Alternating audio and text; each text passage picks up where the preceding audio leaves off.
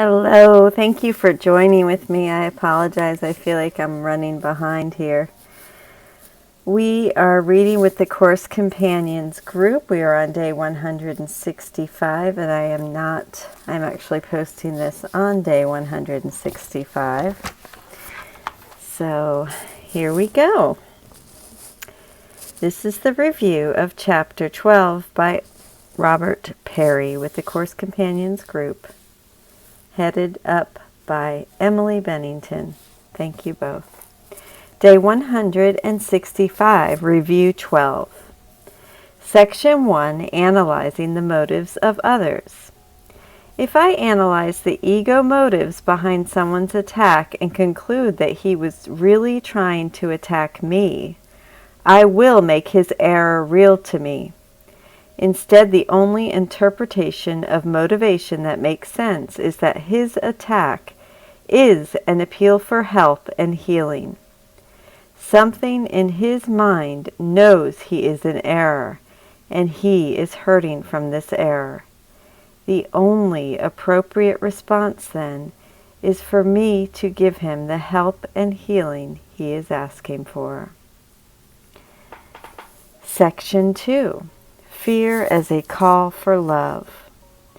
My brother's attack induces fear in him and denies the love in him. His fear is a call for the love he has denied. If I see his fear as a call for love, I will learn to see my own fear as the same. And if I give him the love he has lost, I will prove to myself that love is in me.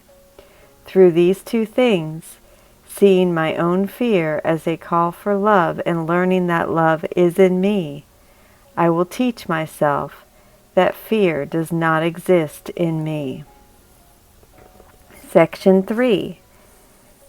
Looking at the cause of fear. I need to look calmly and directly at my hateful perceptions of my brothers. I am afraid to do this, but only by looking at these nightmares will I realize there is nothing there.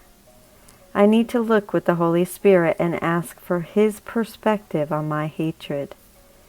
I can do this fearlessly, realizing that the goal of love is my right and is already accomplished in me. Section 4. Answering outrageous requests. When my brother insists I do something and I immediately refuse, I need to realize that he is poor, having invested in the world, and that his poverty asks for gifts. So I need to sell my own investment in the world and thereby realize that what he asks for doesn't matter. I therefore need to give it to him both as a gift of love and as a demonstration of not being invested in the world. Section 5. The Outside World. My mind is split between love and hate. The love is my identity, and the hate seems to attack it, to attack me. I cannot bear this internal conflict, so I project the hate outward. Now I see a hateful world attacking a loving me. Yet this is still all in my mind. I need to bring my perception of the world to the altar within so it can be undone. And so the Holy Spirit can extend from my mind the real world, which is composed only of the love in me. Section 6. Seeking and Finding. I have allowed my search for love to be guided by the ego, which makes sure I never find it. The failure of my search depresses me. I feel like a failure at love. I need instead to follow the Holy Spirit. He promises that under His guidance I will actually find love, which is synonymous with finding my home within myself. Section 7. A Special Curriculum. I am here to learn how to love, but I have a learning disability in precisely this area. I don't know what love is, and I don't want to know. Therefore, I should not design my own curriculum. I should resign as my own teacher.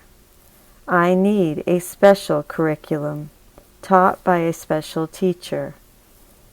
If I will just give his curriculum my undivided attention, I will become both an excellent learner and an excellent teacher. Section 8. The investment in the real world. I have invested everything in the world, even to the point of trying to sell my soul.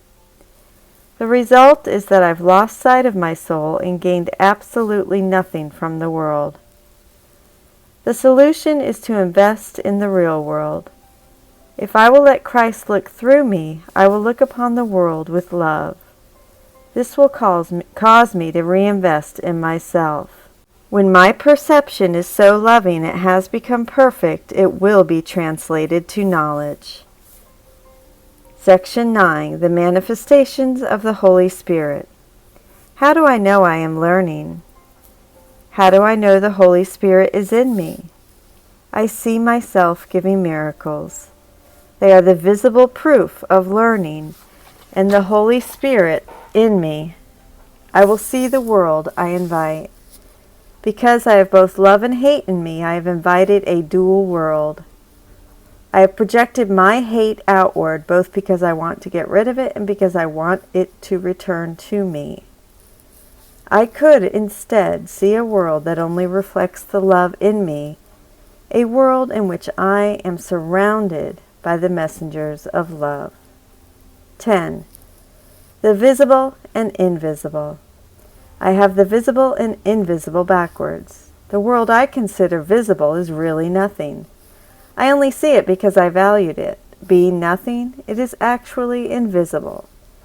What is actually real here is the Christ, the Son of God, in everyone. I consider him to be invisible, but being real, he is actually visible.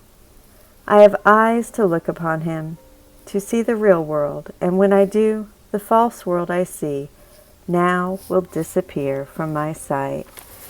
Thank you so much for joining with me, and thank you, Robert Perry, for this summary. The review of Chapter 12, Day 165 with the group The Course Companions. I love you. Have a beautiful day.